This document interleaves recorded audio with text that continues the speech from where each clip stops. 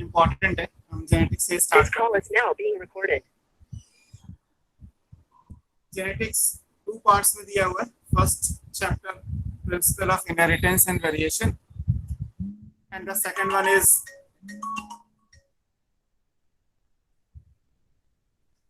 Molecular basis of inheritance. पहले हम पढ़ेंगे principle of inheritance and variation.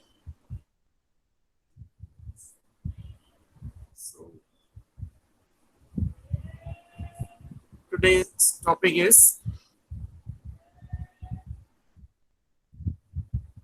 principles of inheritance and variation.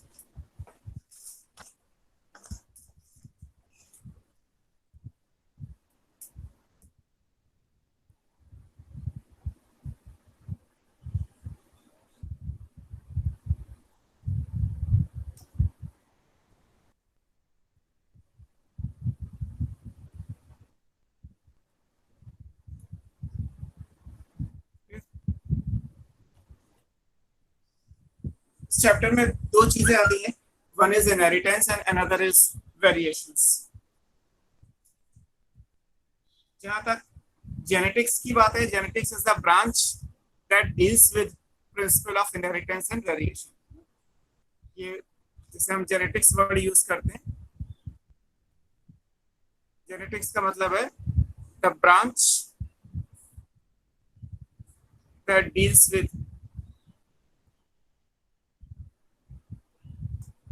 principles of inheritance and variation.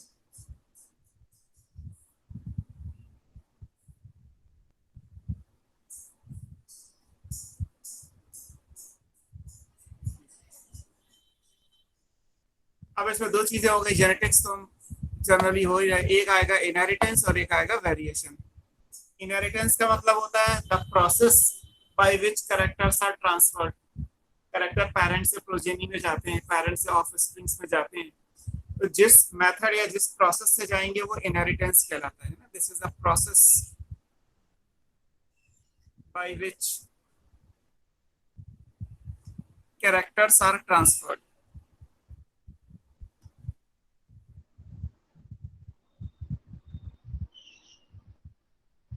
From parents to offspring.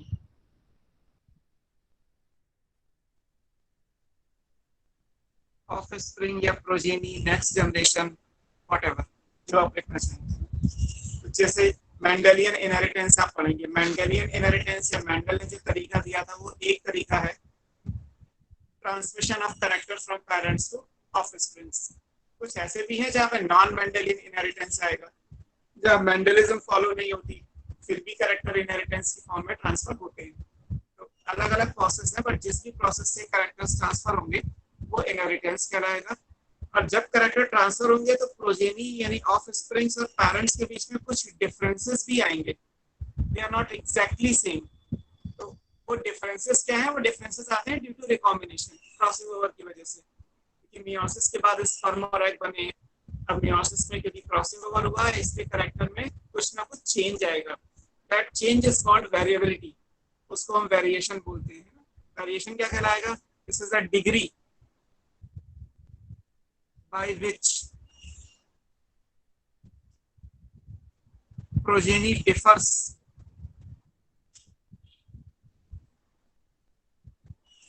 from their parent.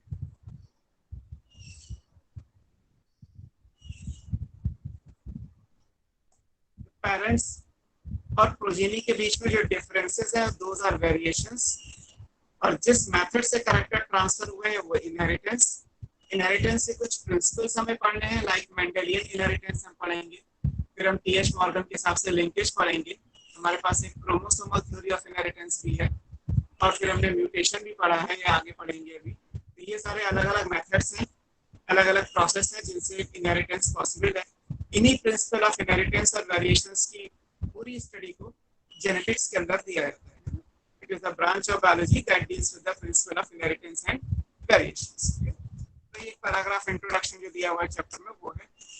इसके बाद अगर आप book में देखेंगे तो उसमें नाम दिया हुआ है कि जैसे ह्यूमंस ने क्या किया है, हमने जैसे जैसे सिविलाइजेशन हुआ इन वेरिएशंस को एक्सप्लॉइट किया, हमें लगा कि प्लांट्स के अंदर ये चेंजेस आ रहे हैं, एनिमल्स में ये चेंजेस आ रहे हैं। इन्हीं एनिमल्स और प्लांट्स में आने वाले चेंजेस को हमने जिन ब्रांच की वजह से एक्सप्लॉइट किया, जैसे एनिमल्स में आप एनिमल हस्बेंड्री पढ़ते हैं और प्लांट में प्लांट ब्रीडिंग पढ़ते हैं, ये दोनों topics strategies for enhancement in food production में दिए हुए। तो इन मेथड्स की वजह से हमने जो नेचुरल जीन्स थे जो पॉपुलेशन में एग्जिस्ट करते हैं उनको एक्सप्लॉइट किया और उसके बाद हमने डिजायरेबल कैरेक्टर्स वाली पॉपुलेशन डेवलप की। इन्हीं मेथड को नाम दिया गया है artificial selection in case of plants और domestication in case of animals. जब एनिमल हस्बेंड्री में पढ़ते हैं तो बेसिकली डोमेस्टिकेशन ऑफ एनिमल्स है, अलग अलग ब्रीड्स के एनिमल्स को हमने डोमेस्टिकेट किया और फिशरीज और पोल्ट्री और फिर कैटल फार्मिंग और एपीकल्चर सीरीकल्चर इन सब में इन चीज को यूज किया। ऐसे आपको प्लांट ब्रीडिंग में पढ़ाया जाएगा कि हमने आर्टिफिशियल सिलेक्शन हाइब्रिडाइजेशन इन सबसे हमने जो है वो मेथड्स को यूज किया। एक एग्जांपल दे रखा है बुक में कि जैसे साहिवाल काउस जो बेसिकली पंजाब की बेल्ट में है वो एक इंडियन ब्रीड है और वो नेचुरली जो जीन्स या डिफरेंसेस प्रेजेंट थे काउ की पॉपुलेशन में उनको हमने नेचुरल सिलेक्शन से एक्सप्लॉइट किया और एक इंडियन ब्रीड काउ की डेवलप की जिसका नाम साहिवाल काउ रखा गया। तो ये चीज आगे हम एक अलग चैप्टर दिया हुआ है जहाँ पे हम इन्हीं जीन्स के बारे में पढ़ेंगे कि इन जीन्स में नेचुरली कैरेक्टर्स हैं और उनको एक्सप्लॉइट करके उनको भी फर्दर यूज किया जा सकता है। अब बात करते हैं इस चैप्टर की। तो इस चैप्टर में जेनेटिक्स क्या है ये हमने देखा। जेनेटिक्स में जो सबसे पहले नाम आएगा आप पढ़ेंगे तो वो मेंडल्स लॉ ऑफ इनहेरिटेंस करके हेडिंग दी हुई है।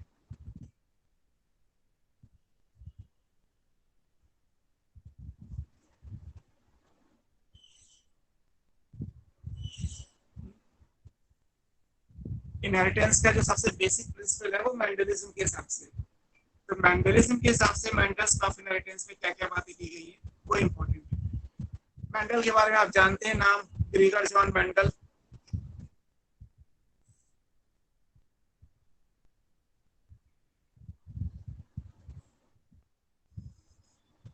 इनके बारे में एक इंट्रोडक्टरी पैराग्राफ दिया है जहाँ पे एक यूनिट स्टार्ट होती है, तो आप चाहें तो रेफरेंस वहां से पढ़ सकते हैं। लाइक 22 जुलाई 1822 में इनकी बर्थ हुई थी। हालांकि सिग्निफिकेंट नहीं है, इंपॉर्टेंट नहीं है, वो आपसे कभी एग्जाम में नहीं पूछा जाएगा कि मेंडल की बर्थ कब हुई थी, उनका डेथ कब हुआ, वो कहाँ काम करते थे। तो दिया हुआ है कि ऑगस्टियन मॉन्स्ट्री थी जहाँ पे वो एज ए मॉन्क वर्क करते थे। जो इम्पोर्टेंट चीजें हैं बस वो आपको याद रखनी है। जैसे ग्रेगर जॉन मेंडल नाम आपको पता ही है, फादर ऑफ जेनेटिक्स कहलाते हैं।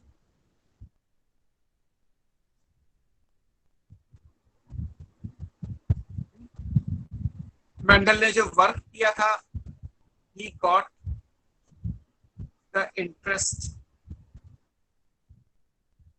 in breeding of garden pea।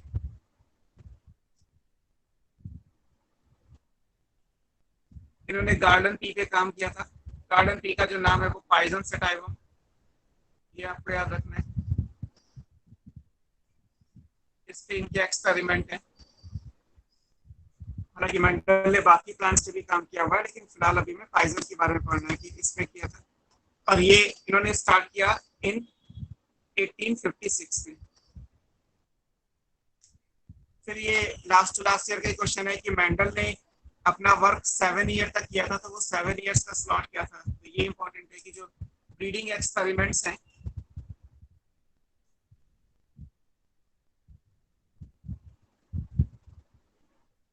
they were conducted for 7 years। 7 years के स्टार्ट में आप लिखेंगे तो 1856 से स्टार्ट कर लीजिए, 1856 से लेके 1863 तक। 7 सालों तक उन्होंने जो गार्डन पी पे हाइब्रिडाइजेशन या ब्रीडिंग एक्सपेरिमेंट किए, ठीक है। और उसके बाद उन्होंने अपना रिजल्ट पब्लिश किया या फिर रिप्रेजेंट किया और 1863 हो गया, यहाँ तक एक्सपेरिमेंट किए। 1865 में इन्होंने जो है वो उसको रिलीज किया अपने रिजल्ट्स को और 1866 के अंदर जो है वो लोगों के सामने पता चला है ना। इन 1866 जो है इनका रिजल्ट्स थे वर पब्लिश्ड इन, किसमें पब्लिश किए गए थे तो वो याद कर सकते हैं, प्रोसीडिंग्स ऑफ ब्रून नेचुरल हिस्ट्री सोसाइटी।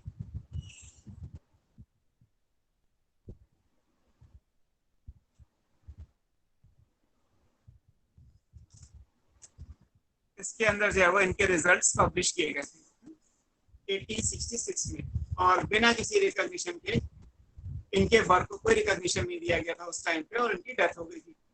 डेथ इनकी 1884 में हुई थी। फिलहाल ये कि 1866 में लोगों के सामने इनके रिजल्ट्स आ गए थे कि मेंडल ने जो भी काम किया वो 1866 में लोगों को पता चल गया, लेकिन फिर भी इनके वर्क को रिकॉग्निशन नहीं मिला बहुत लंबे टाइम तक। वो टाइम क्या था, 34 इयर्स का, क्योंकि 1900 में मेंडल के वर्क को जो है वो रिकॉग्निशन दिया गया बाय 3 साइंटिस्ट, जब इन वर्क को रीडिस्कवर किया गया। तो बुक में लिखा है कि मेंडल्स के जो रिजल्ट्स थे वो 34 इयर्स तक हिडन थे, लोगों को पता ही नहीं चला कि मेंडल ने ऐसा कोई काम जो है वो किया था। 34 सालों तक किसी को कुछ पता नहीं चला। तो क्यों नहीं पता चला, तो उसके बारे में बुक में दिया हुआ है कि मेंडल के जो रिजल्ट्स हिडन रहे वो क्यों हिडन रहे, है ना। इससे भी क्वेश्चन आए हुए हैं कि जो मेंडल्स वर्क थे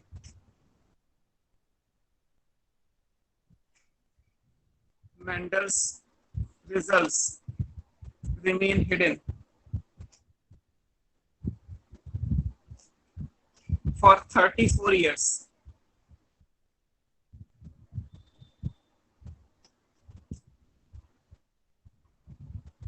अब 34 इयर्स तक क्यों हिडन रहे, उससे कुछ रीजन थे। रीजन क्या क्या थे? एक रीजन तो सिंपल है कि कम्युनिकेशन बहुत प्रॉपर नहीं था उस टाइम पे, प्रिंटिंग भी कोई बहुत ज्यादा नहीं होती थी, तो लोगों को पता ही नहीं चला कि कोई ऐसा काम भी है। आजकल तो एक सिंपल सी फाइल है, वो ई जर्नल्स हो गए, इलेक्ट्रॉनिक जर्नल्स आ गए हैं, बस सिर्फ अपडेट कर दिया जाएगा with in 1 second across the world. आप उस जर्नल में पब्लिश हुए रिजल्ट्स को रीड कर सकते हैं, पढ़ सकते हैं। बट हम बात कर रहे हैं अभी 2020 चल रहा है, ये बात हो रही है 1866 की।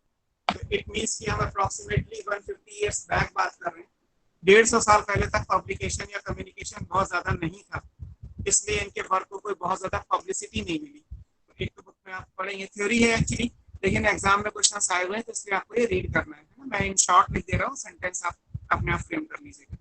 कम्युनिकेशन वाज नॉट इजी, एक तो कम्युनिकेशन की प्रॉब्लम थी।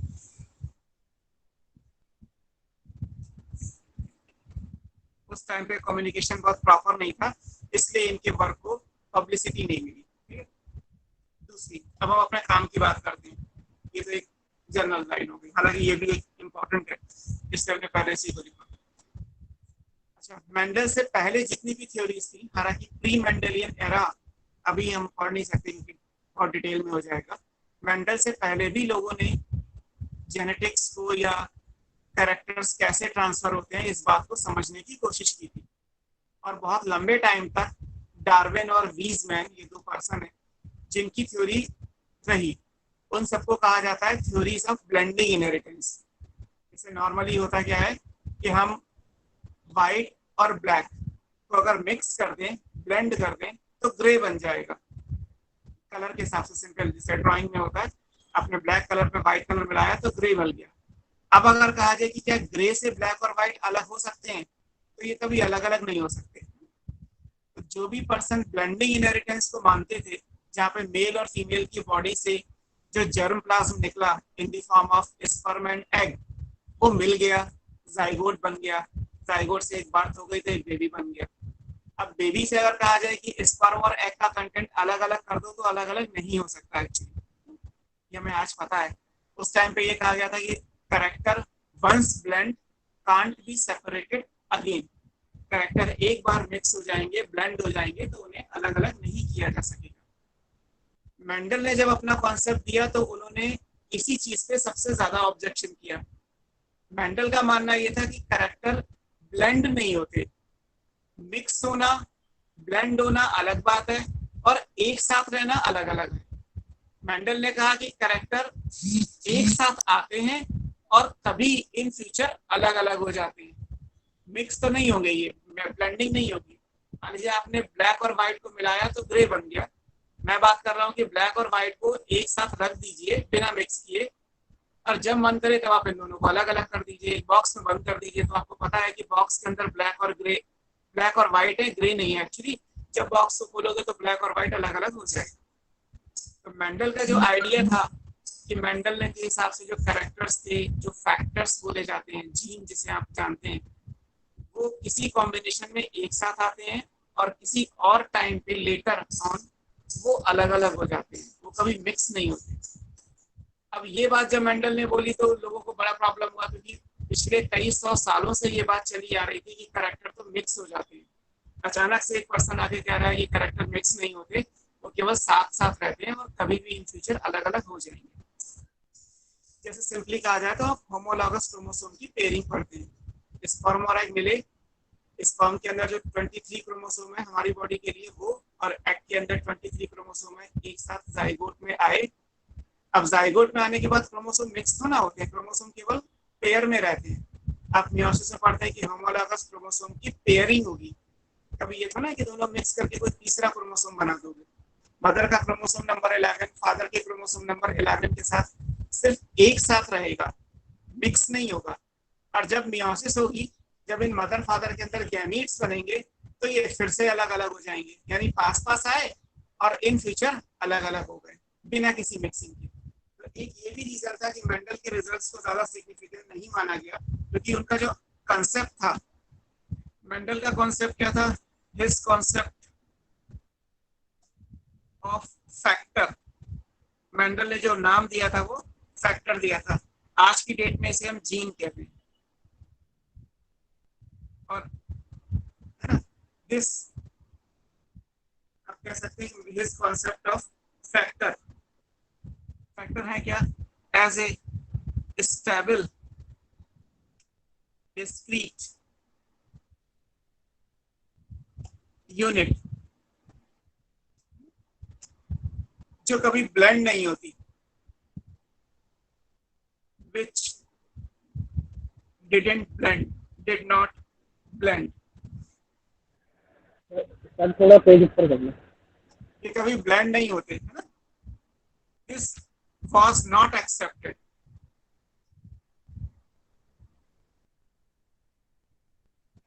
by his contemporaries, मतलब जो भी उस टाइम के लोग थे जो इस पे काम कर रहे थे, उन्होंने इस बात को एक्सेप्ट नहीं किया कि मेंडल ने जो कॉन्सेप्ट दिया था फैक्टर या जीन का, कि वो स्टेबल और डिस्क्रीट यूनिट होती है जो कभी ब्लेंड नहीं होती।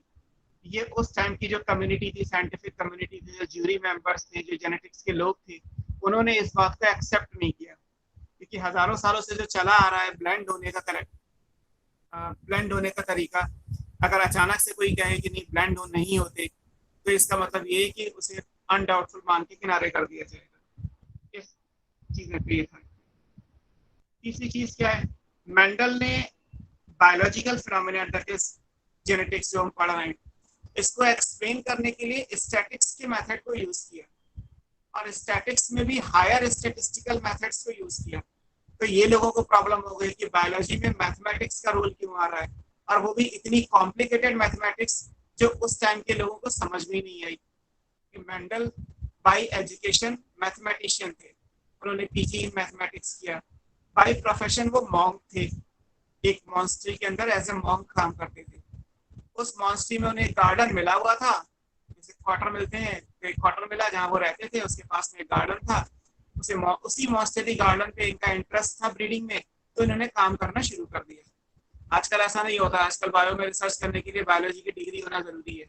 पहले के टाइम पे बायो में रिसर्च करने के लिए बायोलॉजी की डिग्री होना जरूरी नहीं। तो मेंडल बाई प्रोफेशन मॉन्क थे, बाई एजुकेशन मैथमेटिशियन थे, इसलिए उन्होंने मैथमेटिक्स के आइडिया बहुत अच्छे से क्लियर थे।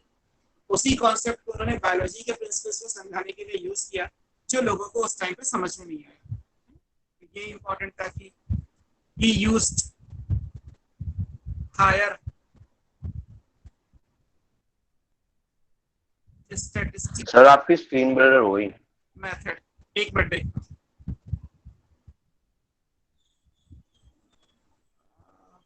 मेरे पॉइंट ऑफ व्यू से तो क्लियर सही आ रहा है। हाँ सर अब ठीक है।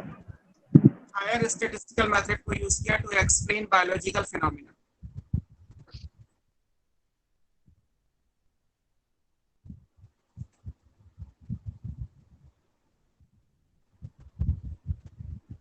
और जब आप स्टैटिस्टिक्स के मेथड्स को यूज करोगे तो उसकी जो स्टैटिस्टिकल कैलकुलेशन है वो कॉम्प्लिकेटेड हो जाएगी, फिर उन रिजल्ट्स को समझना और कॉम्प्लिकेट हो जाएगा। तो ये भी एक प्रॉब्लम थी मेंडल के टाइम पे।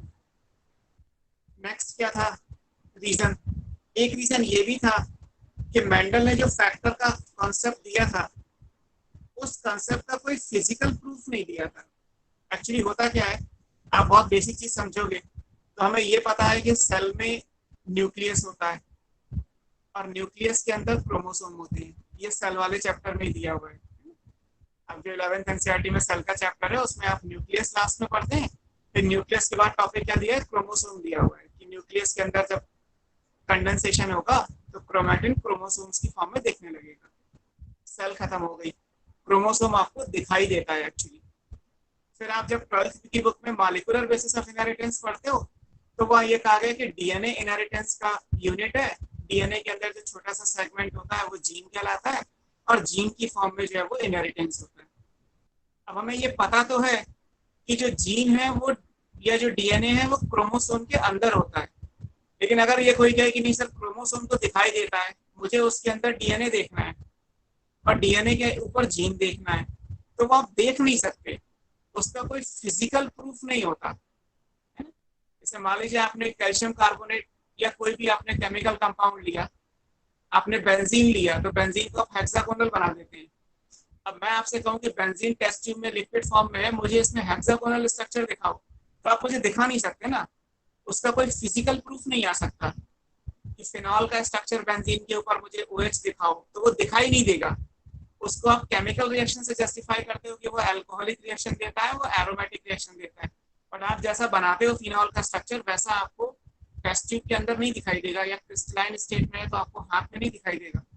नमक जैसा दिखाई देता है वैसा आप NaCl का लैटिस जैसा बनाते हो वैसा तो ना दिखाई देगा। तो सेम हियर, हम जिन जीन्स के बारे में आगे पढ़ेंगे चैप्टर में इसके बाद, उन जीन की अगर हम फिजिकल लोकेशन देखना चाहें कि वो हमें दिखाई कहाँ देंगी, तो बेसिकली वो हमें दिखाई नहीं देंगी, बस हमें पता है कि जीन डीएनए में होते हैं और डीएनए क्रोमोसोम के अंदर होता है। तो मेंडल ने जो कॉन्सेप्ट दिया फैक्टर का, मेंडल ने कहा कि फैक्टर कैरेक्टर को गवर्न करता है, टॉल के लिए कैपिटल टी होना चाहिए। प्रॉब्लम इज कि कैपिटल टी मुझे सेल के अंदर कहाँ दिखाई देगा? मुझे पूरे प्लांट में, पी के प्लांट में टॉलनेस के लिए कैपिटल टी है, ये बात कहाँ दिखाई देगी? एक्चुअली कहीं नहीं दिखाई देगी। तो मेंडल ने जो कंसेप्ट दिया था फैक्टर का, उसका कोई फिजिकल प्रूफ नहीं दिया था। तो लोगों को ये भी लगा कि जब कोई फिजिकल एग्जिस्टेंस है ही नहीं, कोई कॉन्सेप्ट हाइपोथेटिकल है, उसको हम इतना रिकॉग्निशन क्यों दें, उसको इतनी वैलिडिटी क्यों दी जाए? तो एक ये भी प्रॉब्लम हो गई। चौथा रीजन ये था कि जो कंसेप्ट ऑफ फैक्टर था इसका कोई फिजिकल स्टेटस उन्होंने नहीं दिया था, है ना। He could not provide the physical proof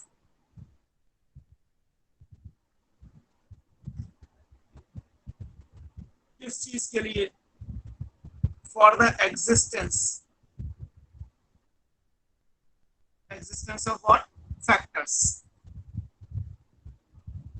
factors के एग्जिस्टेंस का कोई फिजिकल प्रूफ उन्होंने नहीं दिया। So these are the few reasons जिसकी वजह से मेंडल के वर्क को बहुत ज्यादा रिकॉग्निशन नहीं मिला। अब रिकॉग्निशन कब मिला?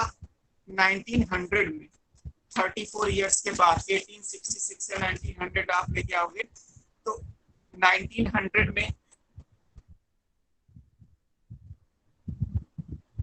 जो बेसिकली रीडिस्कवरी कहलाती है ऑफ मेंडेलियन वर्क या मेंडल्स वर्क, इसी को बर्थ ऑफ जेनेटिक्स कहा जाता है।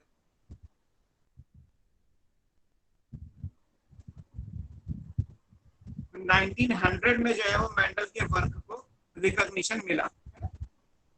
1900 में मेंडल के वर्क को रीडिस्कवरी किसने की? भाई 3 बॉटनिस्ट थे, तीनों का आपस में कोई कोरिलेशन नहीं था, तीनों ने एक दूसरे को बता के काम नहीं किया था कि 34 साल पहले जो किसी मेंडल नाम के आदमी ने काम किया है हम उस काम को दोबारा करके देख रहे हैं।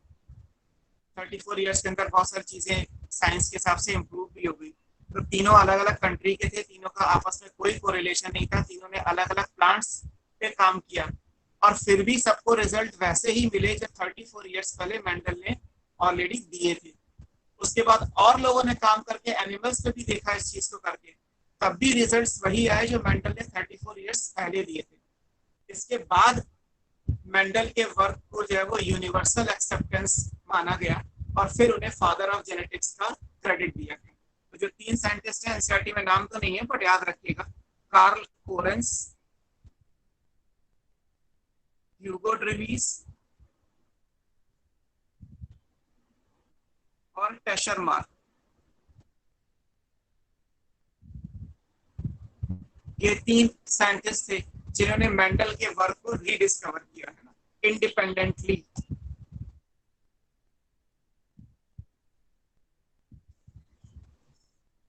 Rediscovered Mendel's work.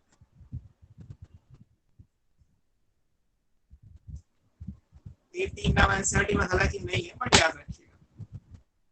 और इसके बाद मेंडल के वर्क को यूनिवर्सल एक्सेप्टेंस का, मेंडलिज्म किसी भी डिप्लॉयड सेक्सुअली रिप्रोड्यूसिंग ऑर्गेनिज्म के लिए एप्लीकेबल है ना। ये लाइन कई बार आएगी। मेंडल के प्रिंसिपल्स को वहां यूज करेंगे जहां पे ऑर्गेनिज्म डिप्लॉयड होगा, जैसे हम डिप्लॉयड है, होमो सैपियंस डिप्लॉयड है, प्लांट्स डिप्लॉयड है, तो कोई भी डिप्लॉयड होना चाहिए और सेक्सुअल रिप्रोडक्शन होना चाहिए। एसेक्सुअल रिप्रोडक्शन में principle of inheritance and variations नहीं आते। एसेक्सुअल रिप्रोडक्शन में तो कोई वेरिएशन आते ही नहीं है। अगर आप रिप्रोडक्शन ऑर्गेनिज्म में देखोगे तो उसमें लिखा है कि एसेक्सुअल रिप्रोडक्शन में तो क्लोन्स बनेंगे, they are genetically identical. Genetically different कहाँ बनते हैं? रिकॉम्बिनेशन में। रिकॉम्बिनेशन कहाँ होगा? क्रॉसिंग ओवर के टाइम पे इन मियोसिस, और मियोसिस गैमीट बनाने के लिए चाहिए। फिर जब गैमीट फ्यूज करेंगे तो सेक्सुअल रिप्रोडक्शन पूरा होगा। तो मेंडेलियन के जो भी बारे में आप पढ़ रहे हो या इस चैप्टर में पढ़ोगे वो सेक्सुअली रिप्रोड्यूसिंग डिप्लॉयड ऑर्गेनिज्म के लिए एप्लीकेबल है, वहां इसको यूज किया जा सकता है। तो मेंडल का वर्क फिर यूनिवर्सल एक्सेप्टेंस का हो गया। Even plant as well as animals, सब जगह मेंडल के रिजल्ट्स को हम यूज करते हैं। अब जब हम सब जगह यूज करते हैं तो फिर ये भी देखा गया कि मेंडल के सक्सेस जो थी उसका रीजन क्या था। इतना ज्यादा मेंडल के एक्सपेरिमेंट्स को जो है वो क्यों सक्सेस मिली, तो यहाँ ये भी इंपॉर्टेंट है। Reasons of Mendel success. पहले तो मेंडल के वर्क को किसी ने रिकॉग्नाइज नहीं किया, और फिर जब रिकॉग्नाइज कर लिया तो उसके बाद हर जगह क्योंकि सक्सेसफुल हो रहा है तो लोगों ने इस चीज पे ध्यान दिया कि ऐसा क्या है कि इनके वर्क में कोई फेलियर नहीं मिल रहा है। जहां जिस एनिमल या प्लांट को लेके क्रॉस करते हैं हमेशा में प्लस पॉइंट मिलते जाते हैं, इंप्रूवमेंट आता जाता है। तो ये भी इंपॉर्टेंट है। पहली चीज क्या है कि मेंडल ने जब पी के प्लांट की वैरायटी चूज की तो उन्होंने प्योर वैरायटी ली हुई है ना, सिलेक्टेड ट्रू ब्रीडिंग या pure varieties of pea plant।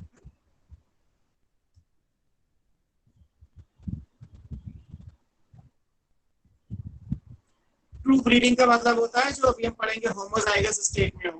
Homozygous state का मतलब ये है कि वो उस कैरेक्टर के लिए प्योर हो। जब वो प्योर होगी तो अपने आप कैरेक्टर का ट्रांसफर जो है वो 100% होता रहेगा। तो ट्रू ब्रीडिंग या प्योर वैरायटीज चूज की, ये इंपॉर्टेंट है। ट्रू ब्रीडिंग का मतलब होता है that have undergone continuous self pollination, है ना। ट्रू ब्रीडिंग का मतलब क्या है? continuous self pollination। जब बार बार सेल्फ पॉलिनेशन होगा तो क्या होगा? वो कैरेक्टर जो है वो स्टेबल हो जाएगा। तो ये इंपॉर्टेंट है। जैसे आप पढ़ेंगे या आपने पॉलिनेशन अगर पढ़ा है, मैंने सेक्सुअल रिप्रोडक्शन अभी आपको नहीं पढ़ाया, तो उसमें आप पढ़ते हैं कि सेल्फ पॉलिनेशन में दिया हुआ है कि पी के जो प्लांट्स के जो फ्लावर होते हैं वो क्लिस्टोगैमस होते हैं। क्लिस्टोगैमस का मतलब है फ्लावर दैट नेवर ओपन्स। और जब फ्लावर कभी ओपन ही नहीं होगा तो किसी और प्लांट का पॉलन ग्रेन स्टिग्मा पे लैंड करेगा ही नहीं, मतलब क्रॉस पॉलिनेशन के चांसेस 0। तो अगर 100% सेल्फ पॉलिनेशन है तो नेचुरली प्लांट प्योर ब्रीडिंग बन जाएगा या ट्रू ब्रीडिंग बन जाएगा। तो क्योंकि इसमें क्रॉस पॉलिनेशन हो ही नहीं सकता तो कंटिन्यूअस सेल्फ पॉलिनेशन होगा, और कंटिन्यूअस सेल्फ पॉलिनेशन होगा तो ये लाइन पूरी हो जाएगी। ये रीजन दिया गया इनकी सक्सेस का। दूसरा ये था कि इनका सैम्पलिंग साइज बहुत बड़ा था। जब आप सैम्पलिंग साइज बड़ा कर देते हो तो एरर कम हो जाती है। स्टैट्स में रूल है, मान लीजिए मैं 10 स्टूडेंट्स को पढ़ाता हूँ और एक स्टूडेंट का सिलेक्शन होता है, तो मेरा सिलेक्शन एक स्टूडेंट का मान लीजिए फेलियर होता है, तो मेरा फेलियर कितना हुआ, 10% हुआ। 10% मेरा फेलियर कहलाएगा। बट अगर मैं 10,000 बच्चों को पढ़ा रहा हूँ और उसमें से 10 बच्चे फेल हो गए, तो मेरा फेलियर कितना आया, 0.01 हो गया। तो जैसे जैसे आप, अगर आप 10 लाख बच्चों को मैं पढ़ा रहा हूँ उसमें से 10 बच्चे फेल हो गए, तो मेरा फेलियर कितना हुआ, और कम हो जाएगा। नंबर इज 10, बट कितने में से 10, बिकॉज 10 में से 10 100% होगा, 100 में से 10 10% होगा, 1000 में से 10 1% होगा, 10,000 में से 10 0.1 होगा, लाइक वाइज। तो जब आप नंबर बड़ा करते जाओगे तो एरर छोटी होती चली जाती है। और नंबर बड़ा कैसे करेंगे, तो मेंडल ने किया। मेंडल ने जब प्लांट्स को स्टडी किया तो लगभग 6000 प्लांट एक साथ उन्होंने लगाए थे। भाई एग्रीकल्चर के एक्सपेरिमेंट होते तो खेत मिलेगा ना आपको, एक फील्ड मिलेगा, एक प्लॉट दे दिया जाएगा। अब उस प्लॉट में जब आप ट्री के प्लांट लगाओगे, तो मेंडल ने जो प्लॉट यूज किया था उसमें लगभग 6000 प्लांट्स थे। तो जो भी मेंडल कह रहे, ऐसा नहीं है कि 4 प्लांट लगाए और कह दिया कि 3 टॉल होंगे और 1 डॉर्फ होगा, 3:1 हो गया। एक्चुअली 6000 लगाए हैं, तब उन्होंने कहा कि लगभग 4500 टॉल प्लांट है, लगभग 1500 डॉर्फ प्लांट है, तो रेशियो 3:1 आएगा। नंबर बड़ा करने से क्या होगा, जो जो डेटा होता है उसकी क्रेडिबिलिटी बढ़ जाती है, कि जितना बड़ा डेटा होगा उतना इम्पोर्टेंट। आप मान लीजिए 10 क्वेश्चन कर रहे हैं और आपके 2 गलत हो गए, तो मैं तो यही कहूंगा कि तुमने 20% पेपर तो गलत कर दिया। अब जब मैं 100 क्वेश्चन आपको दूंगा और 2 गलत हुए, तो सिर्फ 2% गलत होगा।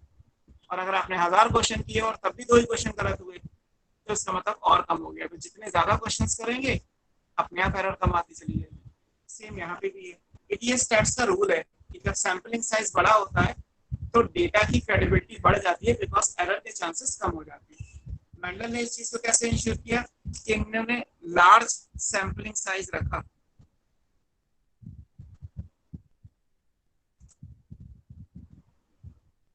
of about 6000 plants। तो जब आप इतना ज्यादा प्लांट्स रखोगे तो क्या होगा, ग्रेटर क्रेडिबिलिटी आ जाएगी ऑफ डेटा। जब मान लीजिए मैं आपसे कहूँ कि 6000 क्वेश्चंस मैंने आपको कराए, तो इसका मतलब मैंने भी तो 6000 क्वेश्चन बोले होंगे ना।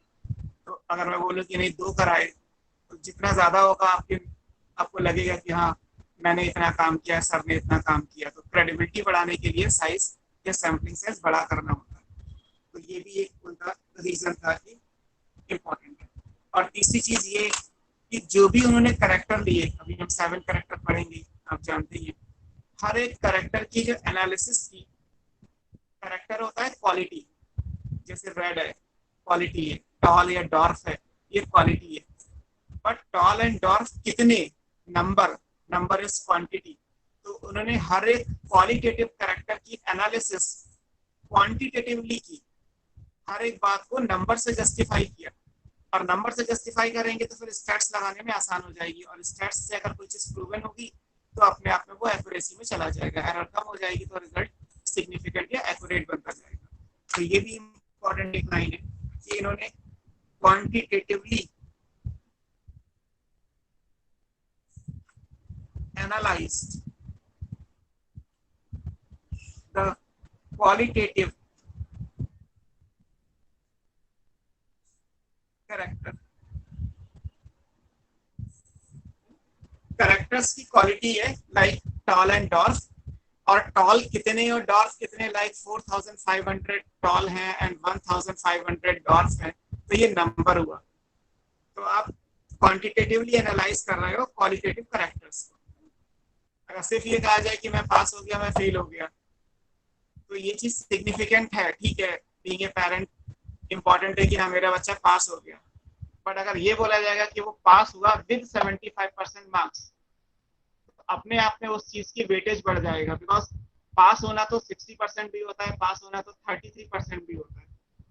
बट इम्पोर्टेंट है कि पास हुए तो कितने से पास हुए, कितने नंबर से पास हुए, वो इम्पोर्टेंट हो जाता है ना। सिलेक्शन हुआ और कितनी रैंक पे सिलेक्शन हुआ, दो अलग अलग चीजें हैं। सिलेक्शन होना नो डाउट इम्पोर्टेंट क्राइटेरिया है, बिकॉज इट इज क्वालिटी, आपका सिलेक्शन हुआ और किसी का नहीं हुआ, ये आपकी क्वालिटी हो गई। बट उस क्वालिटी की जब एनालिसिस क्वांटिटेटिवली की जाएगी कि आपने 10,000 में से थर्ड रैंक ऑब्टेन की है, तो अपने आप उस बात की वेटेज बढ़ जाएगी। तो मेंडल ने भी हर एक करेक्टर की जो एनालिसिस थी वो नंबर के हिसाब से की, इससे उनका जो है वो सक्सेस रेट बढ़ गया। तो ये भी एक इम्पोर्टेंट, बाकी आप जानते ही हैं। फिर इसके बाद आएगा कि मेंडल ने जो काम किया था, जो अपना एक्सपेरिमेंट किया था वो पाइजन पे किया था। मेंडल ने सिलेक्टेड, अब ये पूछा जाता है 14 true breeding varieties of P, या लिखा होगा 7 pairs of contrasting characters। Usually हमें ये तो याद रहता है कि मेंडल ने पी पे चूज किया तो 7 कंट्रास्टिंग कैरेक्टर लिए। एग्जाम में पूछा गया कि मेंडल ने कितनी वैरायटी सिलेक्ट की, तो भी आंसर 7 लगा के चले गए।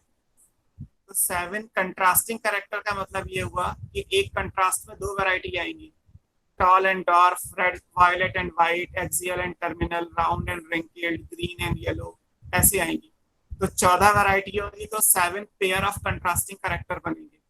तो ये याद रखना है कि आपसे कंट्रास्टिंग कैरेक्टर पूछा गया है या आपसे ट्रू ब्रीडिंग वैरायटी पूछी गई है, इसलिए मैंने दोनों लिखी हुई है। 14 वैरायटी है तो 7 pair of contrasting characters possible है।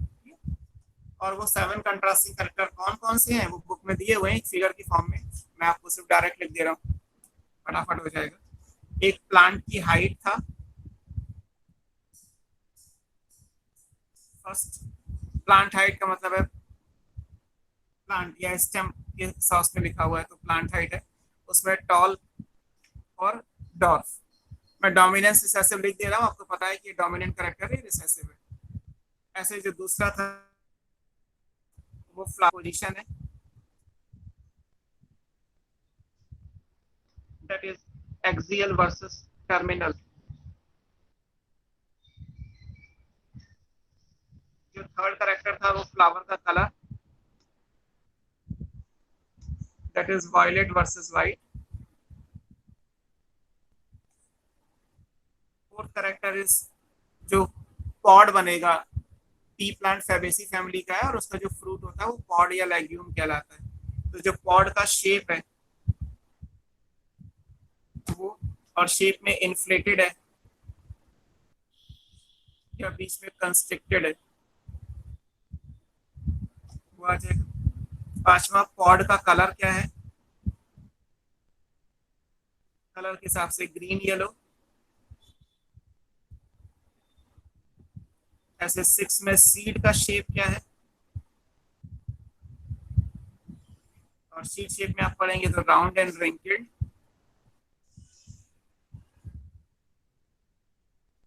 और ऐसे सीड में कलर क्या आएगा, और वो आएगा येलो ग्रीन।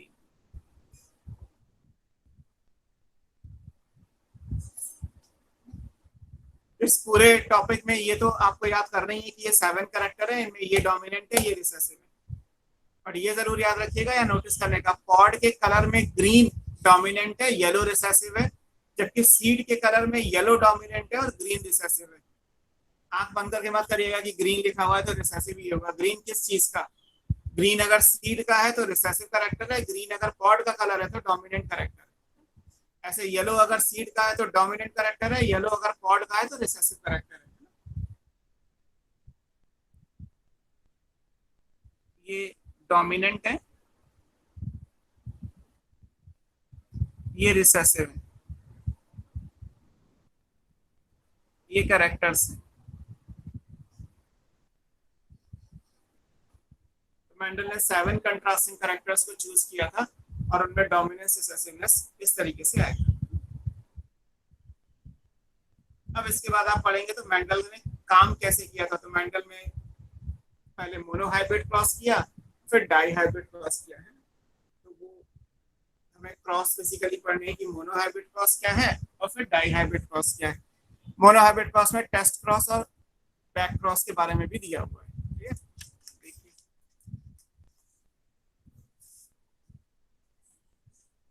अब आएगा मोनोहाइब्रिड क्रॉस।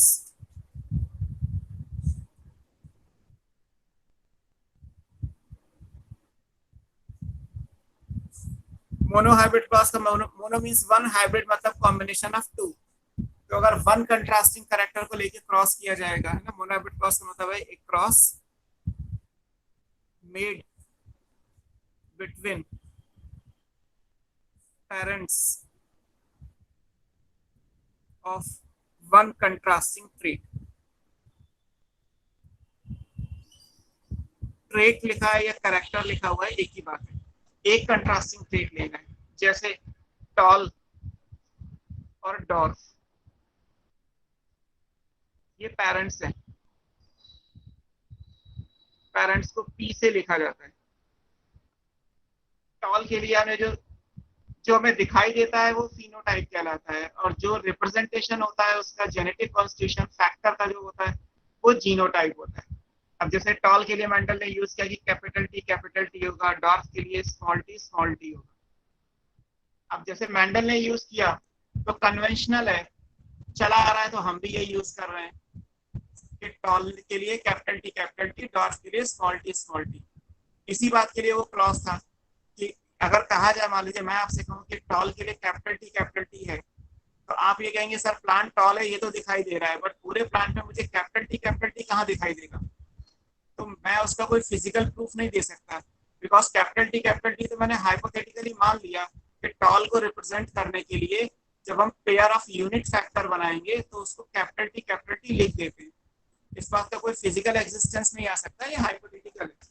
लेकिन फैक्टर का पेयर होगा, ये मेंडल का कंक्लूजन था, या मेंडल का मानना था कि कैपिटल टी ही होगा। टी 3 बार नहीं हो सकता, सिंगल टी नहीं लिखा सकता, पेयर में ही लिखा जाएगा, तो पेयर ऑफ फैक्टर कहलाएगा। और क्योंकि ये प्योर है, मेंडल ने 14 ट्रू ब्रीडिंग या प्योर वैरायटी चूज की थी, इसलिए ये कैपिटल टी रहेगा और ये स्मॉल टी रहेगा। ये प्योर टॉल है और ये प्योर डॉर्फ बोला जाएगा, या इसको आप होमोजाइगस बोलते हैं। अब इन दोनों के बीच में जब क्रॉस किया जाएगा तो F1 में क्या आएगा? F1 में मेंडल को जो मिला ऑल वर टॉल,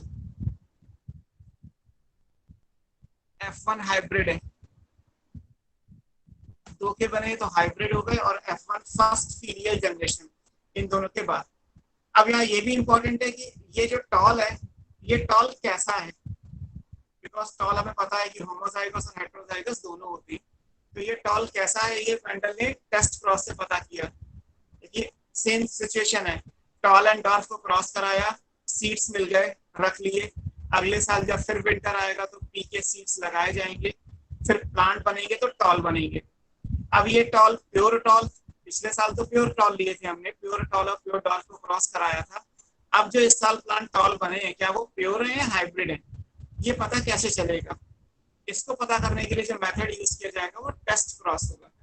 यहाँ पे ये क्वेश्चन मार्क है, ये टॉल क्या है? ये क्वेश्चन मार्क किससे फुल होगा? ये टेस्ट क्रॉस बताएगा कि ये टॉल क्या है। बट हमें पता है कि यहाँ पे जो टॉल आएगा वो कैपिटल टी स्मॉल टी आएगा, मतलब ये हाइब्रिड टॉल आएगा, जबकि ये प्योर टॉल है। और जब आप इसकी सेल्फिंग करेंगे, सेल्फिंग का मतलब है सेल्फ पॉलिनेशन।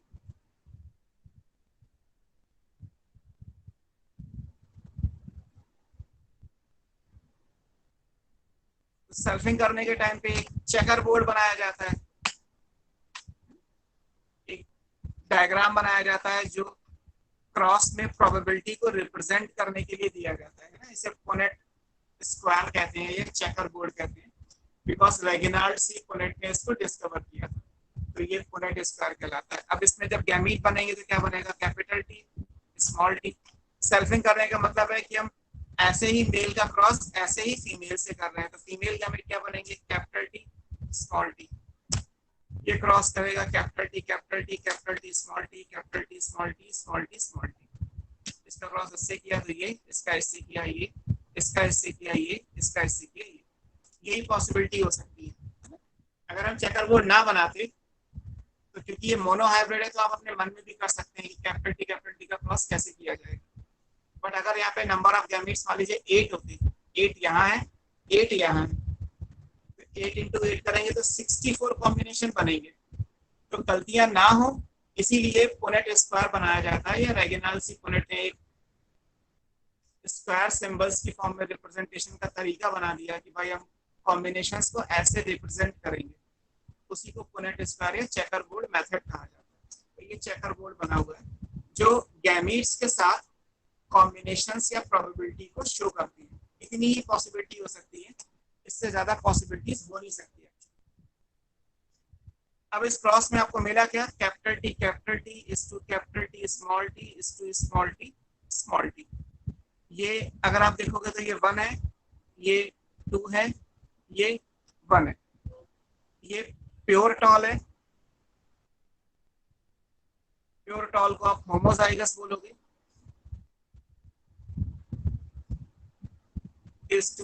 ये हाइब्रिड टॉल है, ये हेट्रोजाइगस है, और ये प्योर डॉर्फ है, ये भी होमोजाइगस है।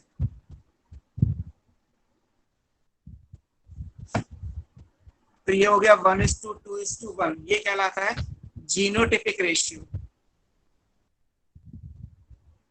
बिकॉज ये जीनोटाइप को रिप्रेजेंट करता है। जीनोटिपिक रेशियो क्या आएगा, 1:2:1। हालांकि दिखाई जो देता है वो क्या कहलाता है, फिनोटाइप। तो जो फिनोटिपिक रेशियो आएगा वो क्या आएगा, फिनोटिपिक रेशियो में ये सारे टॉल हैं, चाहे प्योर हो या हाइब्रिड हो, और ये डॉर्फ है। तो ये क्या आएगा, 3:1। 3:1 हो गया फिनोटिपिक और 1:2:1 हो गया जीनोटिपिक, है ना। ये कहलाती है सेकंड जनरेशन, तो ये बोला जाएगा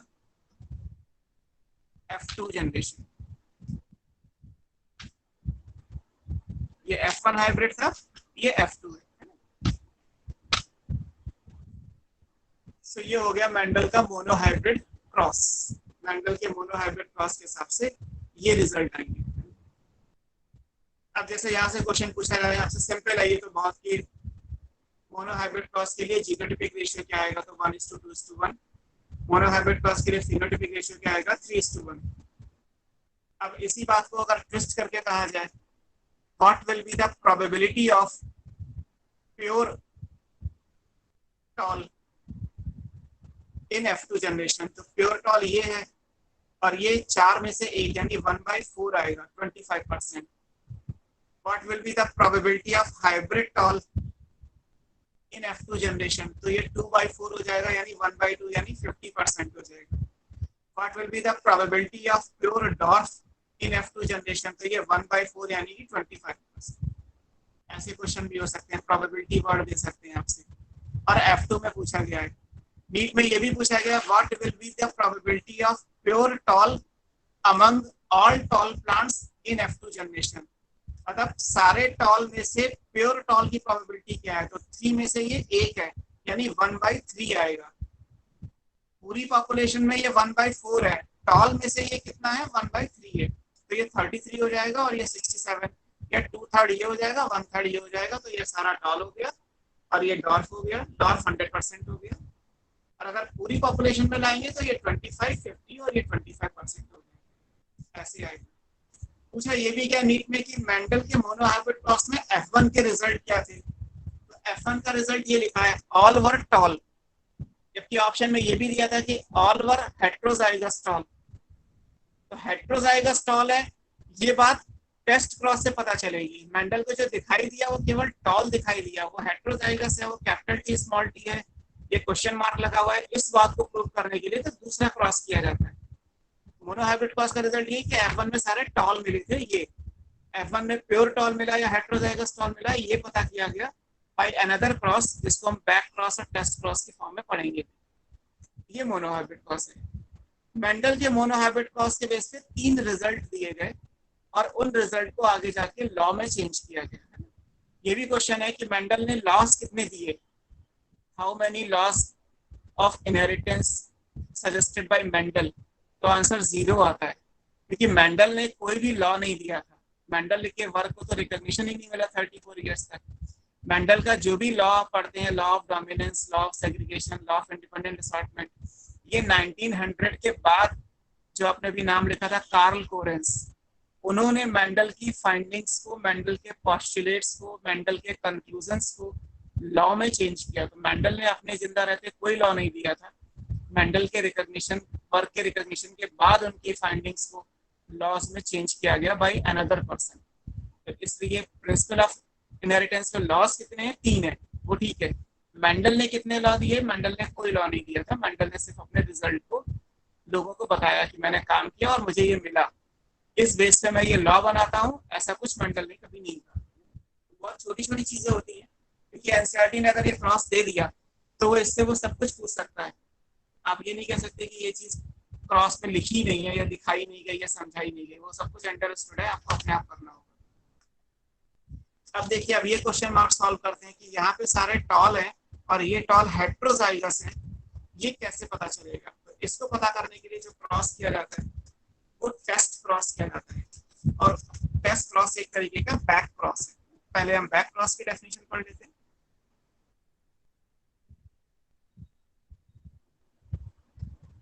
बैक क्रॉस का मतलब है F1 का क्रॉस किसी भी पेरेंट से। F1 ये है, F1 में सारे टॉल है।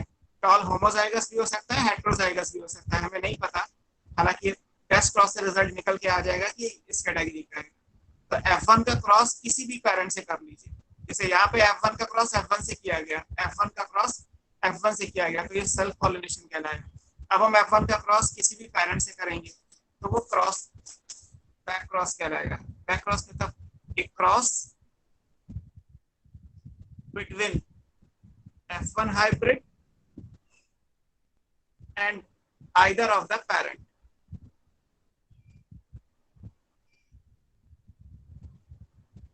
तो वो बैक क्रॉस कहलाएगा। अब बैक क्रॉस में ही एक क्रॉस आता है टेस्ट क्रॉस, कि अगर हम टेस्ट क्रॉस बनाए तो उस केस में क्या आएगा? पेरेंट अगर रिसेसिव चूज कर लें तो वो टेस्ट क्रॉस कहलाएगा। टेस्ट क्रॉस का मतलब क्या है? A type of back cross, ये बैक क्रॉस का ही टाइप है, where cross is made between F1 hybrid and its recessive parent।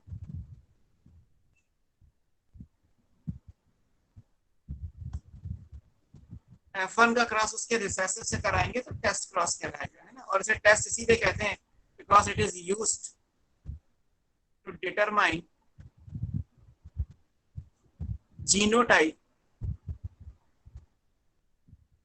Of F1 hybrid, इसीलिए टेस्ट वर्ड आ जाएगा। ठीक है, हमें ये नहीं पता कि F1 हाइब्रिड क्या है। जैसे मान लीजिए हमने यहाँ पे लिखा है कि F1 हाइब्रिड लेंगे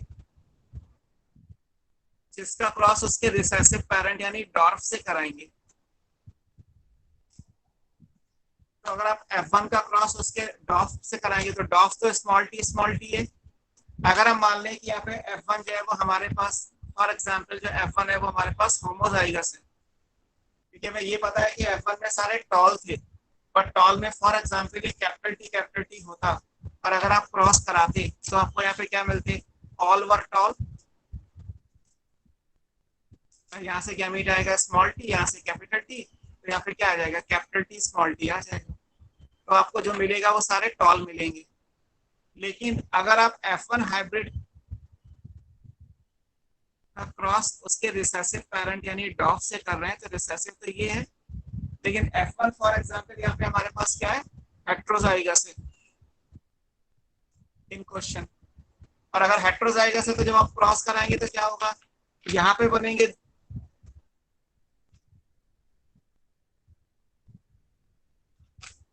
दो gamete, capital T small T. यहाँ पे गैमीट क्या बनेगा?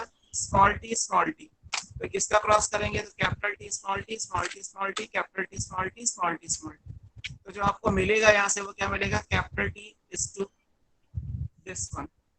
ये दो मिले हैं, ये दो मिले हैं, आप कह सकते हैं 1:1। ये टॉल है और ये डॉर्फ। तो अगर toll and dwarf equal proportion में आ रहे हैं तो F1 कैसा होगा? हेट्रोजाइगस।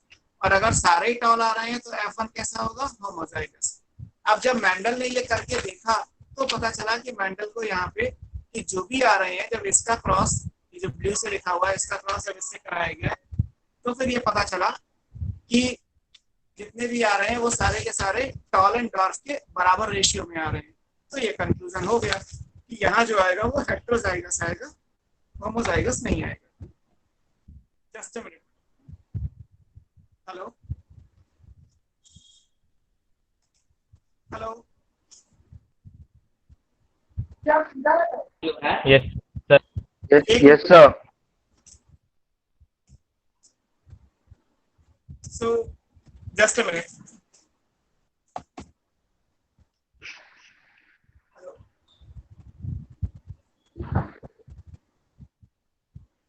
मैम मुझे आप 11:30 के बाद कॉल कर दीजिए, मैं घर पे बिजी हूँ अर्जेंट है।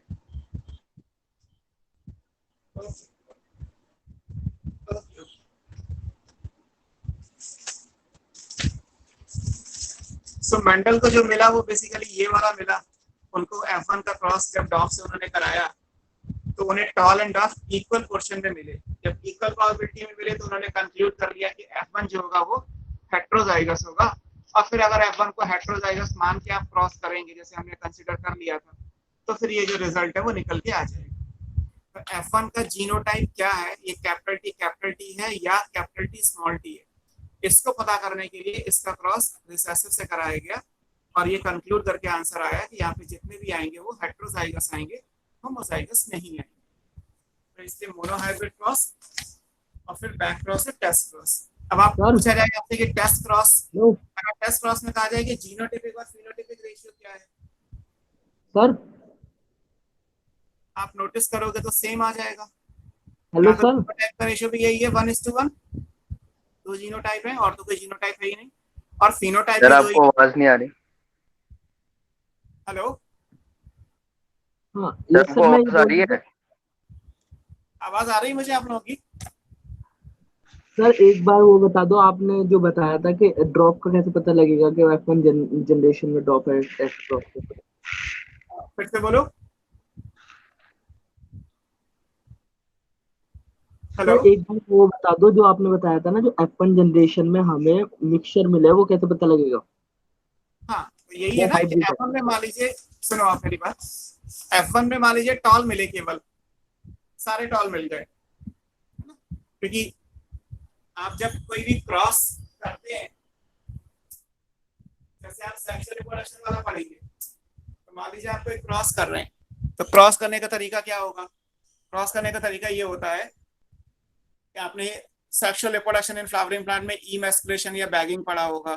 तो उसमें हम क्या करते हैं कि हम मेल रिप्रोडक्टिव पार्ट को कट कर देते हैं और फिर स्टिग्मा के ऊपर जो पॉलन डालना चाहते हैं वो डालेंगे। मान लीजिए हमारे पास एक टॉल वैरायटी का फ्लावर है, एक प्लांट है टॉल का, उसमें एक फ्लावर आया, हमने फ्लावर को बड स्टेज में ओपन किया और उसमें से एंथर काट दिया, फिर फ्लावर को मैच्योर होने दिया तो स्टिग्मा मैच्योर हो गई। अब एक टॉल स्टिग्मा के ऊपर हम डॉर्फ का पॉलन ग्रेन लैंड करा देंगे, हम कराएंगे तो आर्टिफिशियल हाइब्रिडाइजेशन कहलाएगा। फ्लावर बनेगा, फर्टिलाइजेशन होगा, सीड बन के तैयार हो गया, तो टॉल एंड डॉर्फ का क्रॉस हो गया। अब ये सीड क्या होगा, अगले साल लगेगा, क्योंकि प्लांट्स तो सीजनल होते हैं। ऐसा तो है नहीं कि आप तुरंत लगा दोगे, अगले साल विंटर आएगी, इस सीड को सो करके जब प्लांट बनेगा तो प्लांट बनने के हिसाब से हमें केवल टॉल दिखाई दे रहा है, लेकिन हमें ये नहीं पता कि ये टॉल होमोजाइगस है या हेट्रोजाइगस है, क्योंकि टॉल दोनों हो सकते हैं। टॉल होमोजाइगस यानी प्योर हो सकता है, टॉल हाइब्रिड यानी हेट्रोजाइगस हो सकता है। करा तो हमने हाइब्रिड है, हमने जो किया वो हाइब्रिडाइजेशन कहलाएगा। तो अगर हम हाइब्रिडाइजेशन कर रहे हैं तो मान के तो यही चल रहे हैं कि हाइब्रिड है, बट मान के चलना और मैथमेटिक्स के हिसाब से 100% इंश्योर होना दो अलग अलग चीजें हैं। तो मेंडल ने क्या किया, मेंडल ने उस F1 का क्रॉस उसके डॉर्फ प्लांट से करा दिया। अगर हम मान लें कि वो दो ही पॉसिबिलिटी है कि जो टॉल या F1 में है वो या तो होमोजाइगस होगा या हेट्रोजाइगस होगा, या तो प्योर होगा या हाइब्रिड होगा। तो अगर हम प्योर मान के क्रॉस कराते, जैसे ऑन पेपर करके दिखाया गया है कि अगर आप प्योर मान के क्रॉस करोगे, F1 को प्योर मान लीजिए और क्रॉस करेंगे, तो आपको जितने भी मिलेंगे वो सारे टॉल मिलेंगे। और अगर आप हाइब्रिड मान के इसको क्रॉस करेंगे तो आपको जितने भी मिलेंगे वो टॉल एंड डॉर्फ के 50-50 मिलेंगे। तो मेंडल ने जब करके देखा तो मेंडल को ये वाला मिला, तो इससे मेंडल इंश्योर होगा कि F1 में जो आया है वो हेट्रोजाइगस टॉल होगा, इसीलिए आप F1 में हमेशा हेट्रोजाइगस टॉल लिख लेते हैं, है ना, नहीं तो होमोजाइगस भी हो सकता था। बट उस बात को प्रूव ऑलरेडी मेंडल ने खुद ही कर दिया कि नहीं, F1 में जितने भी टॉल आएंगे those all were hybrid tall, या वो हेट्रोजाइगस टॉल होंगे। और फिर अगर हेट्रोजाइगस इंडिविजुअल की सेल्फिंग कराओगे तो फिर आपको F2 जनरेशन में ये मिल जाएगा इस तरीके से। यही तो मतलब हुआ ना, जो ब्लेंडिंग थ्योरी में अगेंस्ट में बात है वो यही तो हुई। मेंडल के हिसाब से क्या हुआ कि दो करेक्टर एक कॉम्बिनेशन में एक साथ आ गए, कैपिटल टी स्मॉल टी बन गया, लेकिन ये मिक्स तो नहीं हुए। कोई इंटरमीडिएट हाइट का तो प्लांट नहीं बना ना, प्लांट तो अभी भी टॉल ही है, या तो टॉल है या डॉर्फ है। और आने वाली किसी भी जनरेशन में वो अलग अलग भी होगा, टॉल अलग होगा, यहाँ से देखो डॉर्फ अलग होगा। इस जनरेशन में कोई डॉर्फ नहीं है, पेरेंट्स में डॉर्फ था, यहाँ डॉर्फ नहीं है, और यहाँ पे 25% डॉर्फ मिल रहा है आपको। तो मेंडल का मानना ये था कि करेक्टर एक साथ आएंगे या एक साथ आ गए, और आने वाली जनरेशन में अलग अलग भी हो सकते हैं, ये प्रोबेबिलिटी है। क्योंकि जब आप प्लांट लगा रहे हो तब तो समझ में आ रहा है कि खेत है, एग्रीकल्चरल लैंड है, तो हजारों की फॉर्म में प्लांट्स हैं। अगर यही मेंडलिज्म ह्यूमन रिप्रोडक्शन पे अप्लाई करोगे तो क्या होगा, बेबी तो एक ही बर्थ होगी ना, 4 बेबी तो ना एक साथ बर्थ हो जाएंगे कि 3:1 रेशियो आ जाएगा। तो जो बेबी बॉर्न होगा उस बेबी की प्रोबेबिलिटी ये रहेगी कि 75% वो ऐसा बने और 25% ऐसा बने। तो ऐसा बन तो सकता है ना, ये जीरो तो नहीं है। इसका मतलब करेक्टर ब्लेंड नहीं हुए, वो एक साथ आए थे और आने वाली जनरेशन में अलग अलग हो सकते हैं। ये बात मेंडल ने जब कही थी तो लोगों को प्रॉब्लम था कि भाई ऐसा तो कभी हमने नहीं सुना, तुम एक नई बात कह रहे हो। बट जब बाद में बहुत सारे लोगों ने सारे एक्सपेरिमेंट करके देखे, हर जगह ऐसा ही मिल रहा है, तब 34 ईयर्स के बाद इनके वर्क को रिकॉग्निशन मिलना शुरू हुआ।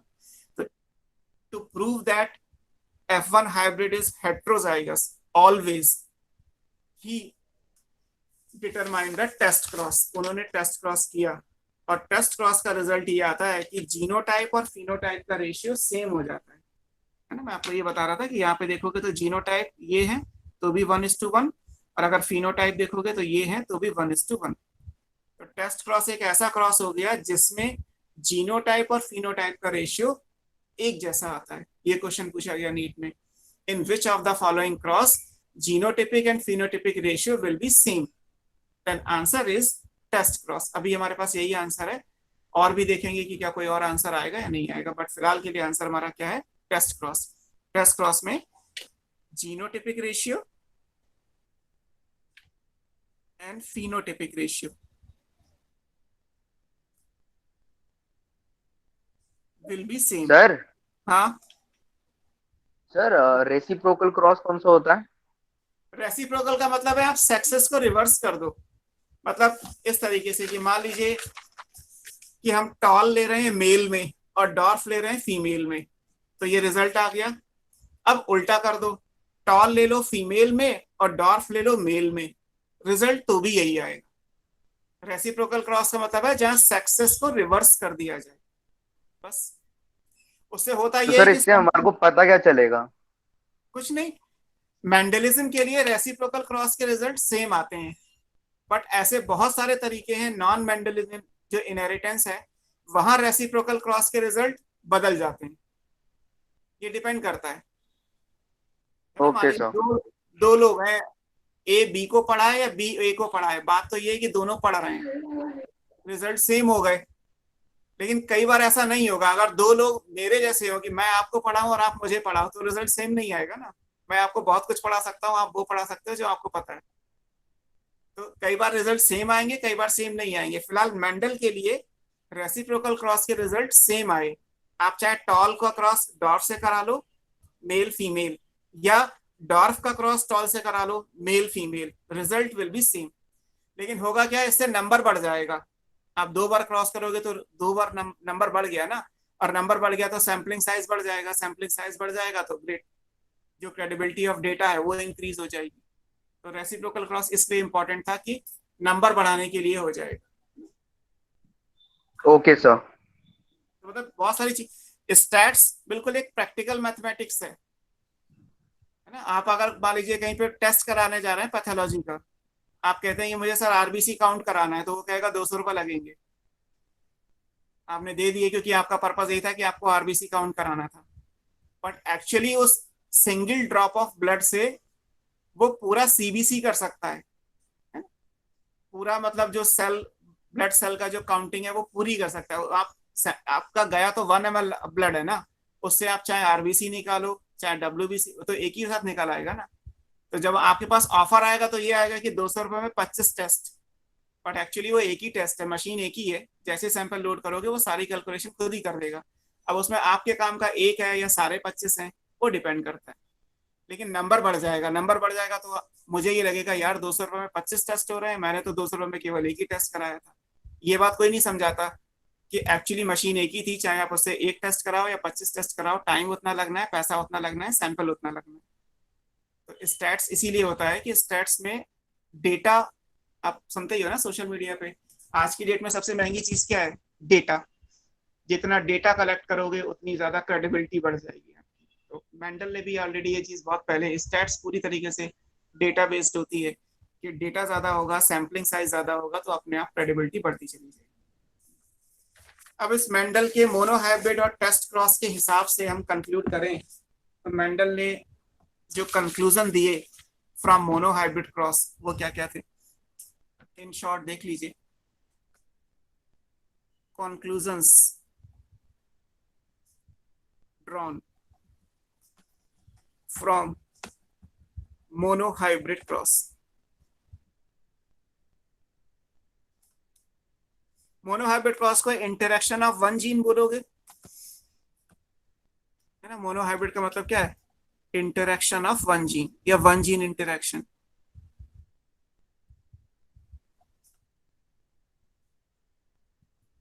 ये अब क्या क्या है, 3 कंक्लूजन है इस मोनोहाइब्रिड क्रॉस से। पहला कहलाता है कॉन्सेप्ट ऑफ फैक्टर।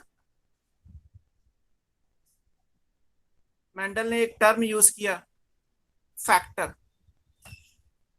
जिसे आप कैपिटल टी लिखते हो, स्मॉल टी लिखते हो, जो भी आपने अल्फाबेट से डिनोट किया है वो फैक्टर है। आज की डेट में उस फैक्टर को एलील बोला जाता है, और एक जीन में 2 एलील होती हैं, तो इसलिए फैक्टर पेयर की फॉर्म में होगा। एक जीन एक करेक्टर को गवर्न करती है, तो इसका मतलब पेयर्ड फैक्टर एक करेक्टर को गवर्न करेगा। जैसे हमने लिखा कि कैपिटल टी है तो वो टॉल को गवर्न कर रहा है, स्मॉल टी है तो वो डॉर्फ को गवर्न कर रहा है। तो पहला कंक्लूजन ये था कि one pair of unit factor governs one character and character is phenotype, दिखाई दे रहा है आपको, this is genotype।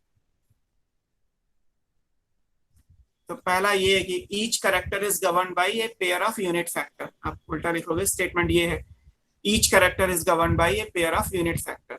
जैसे मान लीजिए फॉर एग्जाम्पल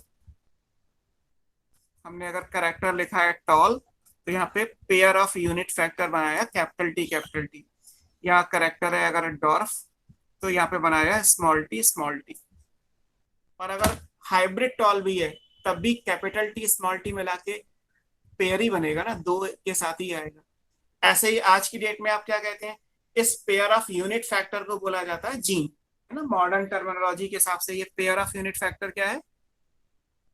मेंडल के टाइम पे जीन वर्ड नहीं था, ये जीन है। और फैक्टर को क्या बोलते हैं? एलील। तो आप ये पढ़ते हैं कि इसे कहा जाए कि टॉल का ये जीन है और इस जीन की 2 एलील है, कैपिटल टी। ऐसे स्मॉल टी जीन है और 2 allele small T. But Mendel के टाइम पे फैक्टर और फैक्टर का पेयर था, आज की डेट में उसे एलील और एलील का पेयर होगा तो फिर वो जीन कहलाएगा। तो पहला तो कॉन्सेप्ट ये था कि क्रॉस बनाने के लिए हमने टॉल के साथ लिखा ये और डॉर्फ के साथ ये लिखा, तो ये लिखना भी अपने आप में एक कंक्लूजन था कि कंसेप्ट ऑफ यूनिट फैक्टर होना चाहिए। दूसरा कंक्लूजन क्या था? Dominance and recessiveness. डोमिनेंट और रिसेसिव कैसे डिफाइन करेंगे? यहां से जो लॉ आएगा वो लॉ ऑफ डोमिनेंस बन जाएगा।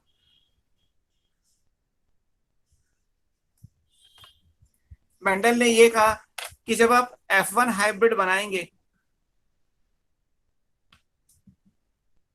तो F1 हाइब्रिड में जो कैरेक्टर अपीयर होगा, है ना, the factor which express itself, this is called dominant factor, और जो ये कैरेक्टर को गवर्न कर रहा होगा वो डोमिनेंट कैरेक्टर बन जाएगा।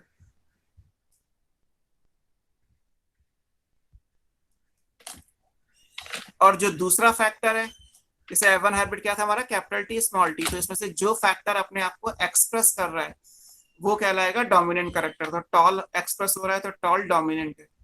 द अदर फैक्टर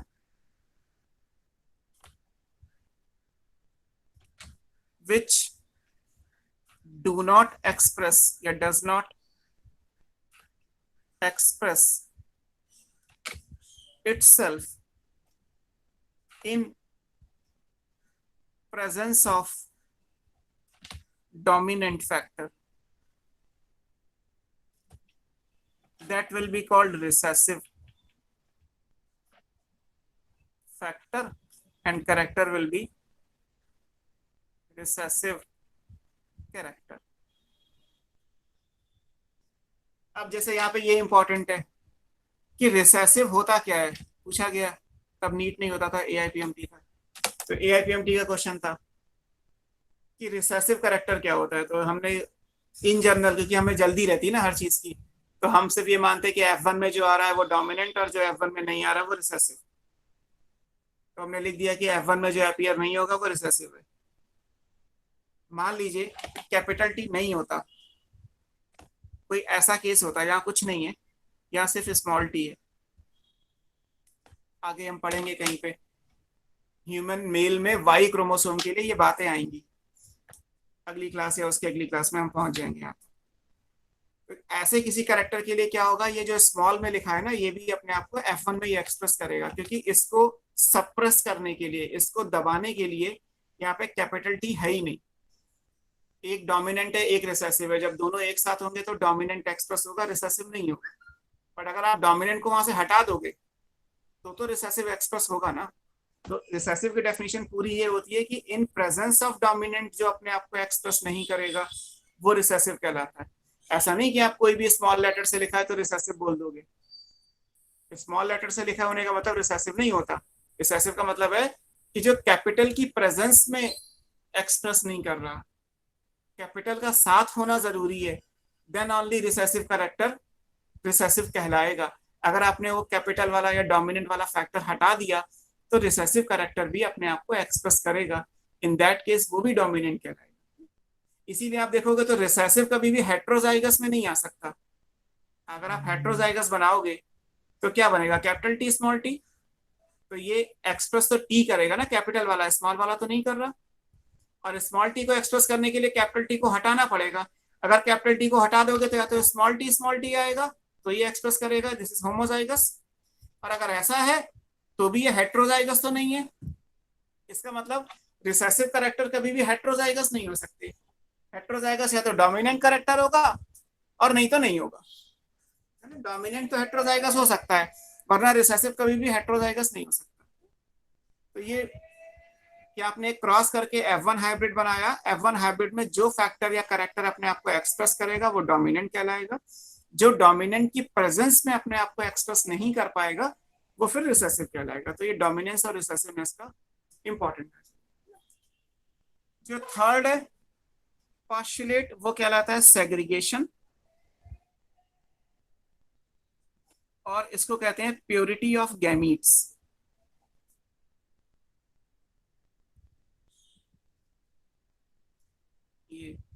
यहां से जो लॉ बनेगा वो कहलाता है लॉ ऑफ सेग्रीगेशन।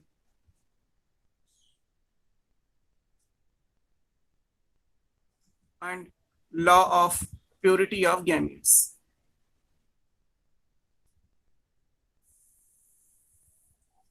अब ये भी कहा जाता है कि what is law of segregation. तो होता क्या है, हम ये क्रॉस मान लेते हैं, फिर वही कि चीजें या तो समझी नहीं है या जल्दबाजी है कि ये लिखा तो ये कॉन्सेप्ट ऑफ फैक्टर हो गया कि एक कैरेक्टर के लिए पेयर ऑफ यूनिट फैक्टर बना दिया। फिर ये लिखा तो आपने कहा कि sir dominance and recessiveness, law of dominance हो गया कि F1 में डोमिनेंट कैरेक्टर आ गया। तो फिर हमें लगता है कि सेग्रीगेशन क्या है कि F2 में ये रेशियो आ रहा है और ये रेशियो आ रहा है, तो ये लॉ ऑफ सेग्रीगेशन हो गया। गलत हो जाएगा। लॉ ऑफ सेग्रीगेशन ये नहीं कहता कि F2 में 1:2:1 रेशियो आएगा और 3:1 फिनोटिपिक रेशियो आएगा। लॉ ऑफ सेग्रीगेशन ये है सेल्फिंग। इस सेल्फिंग के टाइम पे जब आप गैमीट्स बनाएंगे eight the time of gametogenesis, तो जो फैक्टर एक साथ एक कॉम्बिनेशन में आए वो गैमीट बनाने के टाइम पे अलग अलग हो जाएंगे, और जब वो अलग अलग होंगे तो कोई मिक्सिंग दोनों के बीच में नहीं दिखाई देती। इसका मतलब कोई भी इंडिविजुअल तो हाइब्रिड बन सकता है लाइक दिस, बट कभी भी गैमीट्स हाइब्रिड नहीं हो सकते। Gametes are always pure. जब आप स्पर्म और एग बनाओगे या पॉलन ग्रेन और एग बनेगा, तो या तो वो कैपिटल टी वाला फैक्टर का होगा या स्मॉल टी वाले का होगा, दोनों का नहीं बन सकता, क्योंकि मियोसिस के टाइम पे क्या होगा, ये दोनों सेग्रीगेट कर जाएंगे। तो जब गैमीट्स बनेंगे तो गैमीट्स प्योर हो जाएंगे। तो सेग्रीगेशन का रूल ये है कि at the time of gamete formation during selfing they means factor segregate and they remain pure in case of gametes. तो गैमीट बनाने के लिए ये प्योर है। और फिर जब गैमीट का रैंडम फर्टिलाइजेशन होगा तो ये क्या है, ये रैंडम फर्टिलाइजेशन है। रैंडम फर्टिलाइजेशन मींस कि हम सब सारे गैमीट्स का क्रॉस सारे गैमीट से कंसीडर कर रहे हैं। यहाँ 2 गैमीट बने मेल में 2 फीमेल में, तो 4 पॉसिबिलिटी बन सकती हैं, तो चारों बना ली। ऐसे अगर यहाँ पे 4 बनते गैमीट्स, यहाँ 4 बनते तो 16 पॉसिबिलिटी हो जाती। यहाँ 8 गैमीट है, यहाँ 8 गैमीट है, तो 64 पॉसिबिलिटी हो जाती। वो कहलाता है random fertilization. But random fertilization Mendelism में कोई रूल नहीं है। रूल है law of dominance and law of segregation. तो सेग्रीगेशन ये कहता है कि at the time of gametogenesis factors remain segregate and in gametes they are always pure. वो हमेशा एक ही फैक्टर को कैरी करते हैं, इसलिए प्योर कहलाते हैं। तो सेग्रीगेशन का मतलब ये होगा कि at the time of gamete formation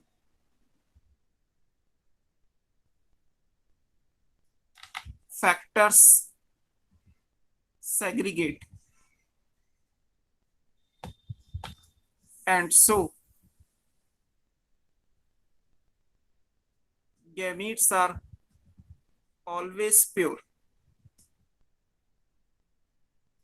gametes कभी भी हाइब्रिड नहीं बन सकते। गैमीट्स तो हमेशा प्योर बनेगा। गैमीट्स में हमेशा एक कैरेक्टर का एक फैक्टर आएगा, है ना। एक कैरेक्टर में 2 फैक्टर होते हैं, पेयर ऑफ यूनिट फैक्टर लिखा है हमने। तो गैमीट्स में हमेशा एक कैरेक्टर का एक ही फैक्टर आएगा, क्योंकि मियोसिस ये इंश्योर करता है कि जो पेयर ऑफ फैक्टर है वो अलग अलग हो। उस पेयर में से एक फैक्टर एक गैमीट में जाएगा, दूसरा फैक्टर दूसरे गैमीट में जाएगा। तो यही चीज मेंडल के हिसाब से लॉ ऑफ सेग्रीगेशन बना। और अभी हम पढ़ेंगे कि law of segregation universal acceptance का है। इस बात में कोई एक्सेप्शन नहीं है। हालांकि डोमिनेंस का एक्सेप्शन है, कॉन्सेप्ट ऑफ फैक्टर का भी एक्सेप्शन है, बट सेग्रीगेशन का कभी कोई एक्सेप्शन नहीं आता। Segregation is a universal law. पूछा जाएगा कि which of the following laws of inheritance are universal in nature.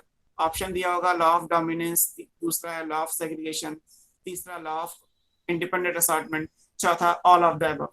तो आंसर आएगा ये लॉ ऑफ सेग्रीगेशन। इस बात का कभी कोई एक्सेप्शन नहीं आएगा। जब भी आप गैमीट्स बनाओगे तो गैमीट्स में एक कैरेक्टर के पेयर ऑफ फैक्टर में से केवल एक फैक्टर होगा, दूसरा factor of the pair of unit factor किसी और गैमीट में जाएगा। ये लॉ कहलाता है। तो मोनो हाइब्रिड क्रॉस के बेस पे 3 कंक्लूजन है या 2 लॉज है, दोनों आंसर हो सकते हैं। अब इसके बाद आएगा डाई हाइब्रिड क्रॉस।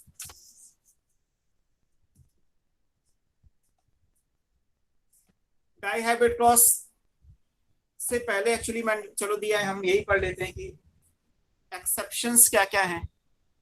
जैसे हम एनसीईआरटी में पढ़ेंगे तो डाई हाइब्रिड क्रॉस से पहले उन्होंने क्या दे रखा है, मोनो हाइब्रिड क्रॉस के एक्सेप्शंस दे रखे हैं। तो हम वो देख लेते हैं कि मोनो हाइब्रिड क्रॉस के एक्सेप्शंस क्या क्या है।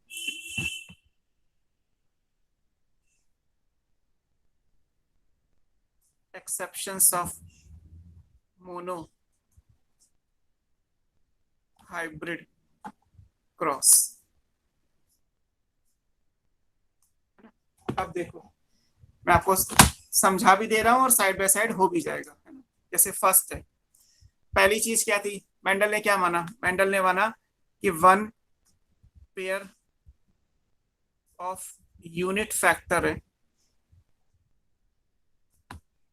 इससे वन करेक्टर गवर्न होगा। यही तो लिखा हमने, पहला कॉन्सेप्ट यही था। एक्सेप्शन क्या बनेगा? क्या ऐसा हो सकता है कि one pair of unit factor से एक से ज्यादा करेक्टर आ जाए? फर्स्ट एक्सेप्शन क्या होगा? One pair of unit factor that is one gene, है ना। पेयर ऑफ यूनिट फैक्टर क्या कहलाएगा? जीन गवर्न्स मोर देन वन कैरेक्टर। तो जब एक जीन एक से ज्यादा कैरेक्टर को गवर्न करेगी तो वो मोनोहैबिट क्रॉस का एक्सेप्शन हो जाएगा। एक्सेप्शन का मतलब नॉन मेंडलियन इनहेरिटेंस हो जाएगा। यहाँ मेंडलिज्म फॉलो नहीं हो रही, क्योंकि मेंडल तो ये कहते हैं कि एक कैरेक्टर के लिए एक जीन या पेयर ऑफ यूनिट फैक्टर होता है, जबकि यहाँ पे कहा गया है कि एक से ज्यादा कैरेक्टर एक ही जीन से गवर्न हो रहे हैं। तो फिर ऐसे जीन को हम क्या बोलते हैं? आपकी बुक में दिया है, such genes are called pleiotropic gene and the phenomena is called pleiotropy. तो हमें एक प्लियोट्रॉपी पढ़ना है। प्लियोट्रॉपी का मतलब है where one gene governs the expression of more than one character. एक जीन से एक से ज्यादा कैरेक्टर जो है वो गवर्न होंगे, तो उसको प्लियोट्रॉपी बोला जाएगा। एक एक्सेप्शन ये हो गया। दूसरा क्या है? क्या ये भी हो सकता है कि कैरेक्टर तो एक ही रहे, जीन एक से ज्यादा हो जाए, मोर देन वन जीन हो जाए, कैरेक्टर एक ही रहे? ये भी पॉसिबिलिटी है। More than one genes governs one character. फिर हम इसको क्या बोलते हैं? अब एक से ज्यादा जीन हो जाएंगे तो ये मैनी जीन्स हो जाएगा, तो ये कहलाता है पॉलीजीनिक इनहेरिटेंस, जिसमें आपकी बुक में ह्यूमन का स्किन कलर एग्जाम्पल दिया है। पॉलीजेनिक इनहेरिटेंस में क्या होता है? Multiple genes governs one character. Mendel के लिए वन जीन वन कैरेक्टर का कॉन्सेप्ट है। हमने लिखा कि एक से ज्यादा जीन एक कैरेक्टर को, या एक जीन एक से ज्यादा कैरेक्टर को, तो दोनों एक्सेप्शंस में काउंट होंगे। तो हमें पॉलीजेनिक इनहेरिटेंस भी पढ़ना है, जिसमें ह्यूमन स्किन कलर आगे दिया हुआ है। ये एक्सेप्शन हो गया। तीसरा क्या हो सकता है? मेंडल के हिसाब से एक जीन के अंदर पेयर ऑफ यूनिट फैक्टर है। मतलब एक जीन के अंदर हमने क्या लिखा? One pair of unit factor है। फैक्टर को क्या लिखा था? एलील। और वन पेयर को क्या लिखा था? जीन। अभी पीछे लिखा था आपने, जैसे मतलब एक जीन के अंदर दो एलील होती हैं। क्या ऐसा हो सकता है कि वन जीन के अंदर, फिर पेयर तो आएगा ही नहीं, मोर देन टू एलील्स हो? और अगर ऐसा है तो यहां से एक बन जाएगा मल्टीपल एलीलिज्म। ये भी आपकी बुक में दिया है।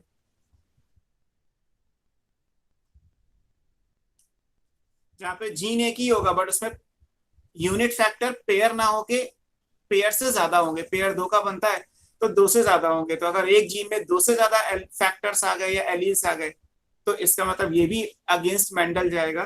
तो इसको मल्टीपल एलीलिज्म पढ़ेंगे, जिसमें ब्लड ग्रुप का एग्जाम्पल आपकी बुक में दिया हुआ है। ये इंपॉर्टेंट है। फिर मेंडल ने क्या कहा? मेंडल ने दूसरा, अभी जो हमने लिखा था वो ये कहा था कि F1 में जो भी आएगा वो डोमिनेंट करेक्टर आएगा। F1 डोमिनेंस को फॉलो करता है। F1 में जो भी आएगा वो क्या आएगा? डोमिनेंस को फॉलो करेगा। और डोमिनेंस को फॉलो करने के बाद जब हम इसमें अगर हम देखें तो चेंज क्या आएगा? F1 में डी लिख दे रहा हूं। F1 में जो आएंगे वो दोनों पेरेंट एक साथ आ जाएं, कोई एक नहीं आएगा। जैसे F1 में डोमिनेंस आएगा तो मतलब डोमिनेंट पेरेंट आएगा। टॉल एंड डॉर्फ का क्रॉस कराया तो F1 में टॉल आया। अब हम बात कर रहे हैं कि मान लीजिए हम रेड और व्हाइट का क्रॉस कराएं तो F1 में रेड ना आए। F1 में क्या आएगा? एक ऐसा इंडिविजुअल बनेगा जिसमें रेड कलर की लाइन अलग है, व्हाइट कलर की लाइन अलग है। दोनों लाइन आ गई। दोनों लाइन आ गई तो मतलब दोनों ही डोमिनेंट हो गए। तो F1 में को डोमिनेंस आ सकता है। को डोमिनेंस का मतलब है बोथ द पेरेंट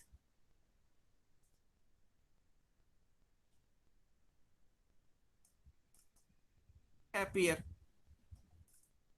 बिना मिक्सिंग के, क्योंकि पेरेंट्स आ रहे हैं तो पेरेंट रेड और व्हाइट का क्रॉस कराया तो फ्लावर ऐसा बना जिसमें रेड कलर का लाइन अलग है, व्हाइट कलर का लाइन अलग है और पिंक कलर का कोई नहीं है। मिक्सिंग नहीं करनी है आपको, दोनों करेक्टर अपीयर होंगे तो क्या कहलाएगा, कोडोमिनेंस कहलाएगा। और ऐसा भी हो सकता है कि दोनों मिक्स होके एक नया फिनोटाइप दे दें, F1 में एक न्यू फिनोटाइप आ जाए। न्यू फिनोटाइप का मतलब है which never resemble with either of the parent, वो किसी भी पेरेंट से रिजेंबल नहीं करेगा। तो फिर इसको क्या बोला जाएगा, इसको आप बोलते हैं इनकम्प्लीट डोमिनेंस, या इसी को ब्लेंडिंग इनहेरिटेंस भी कहते हैं। हालांकि डेफिनेशन में ये है कि एक नया आएगा, ब्लेंड होगा या नहीं होगा ऑप्शनल है।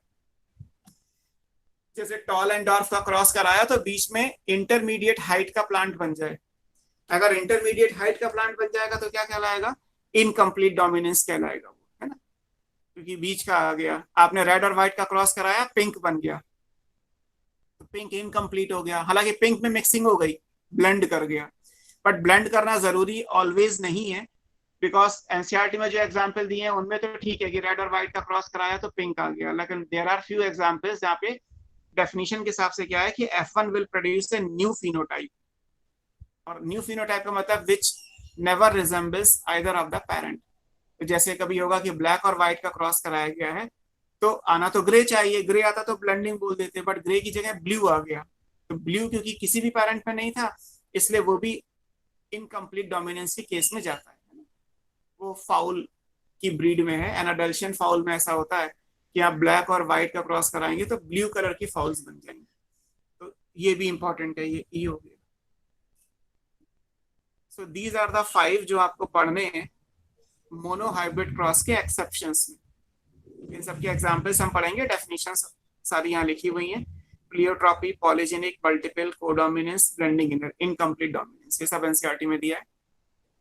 इसके बाद और डाइहाइब्रिड क्रॉस भी हमें पढ़ना है। तो फिर ये वाला पोर्शन नॉन मेंडलिज्म का है। डाइहाइब्रिड क्रॉस जब आप पढ़ोगे तो वो मेंडल के अकॉर्डिंग पढ़ोगे।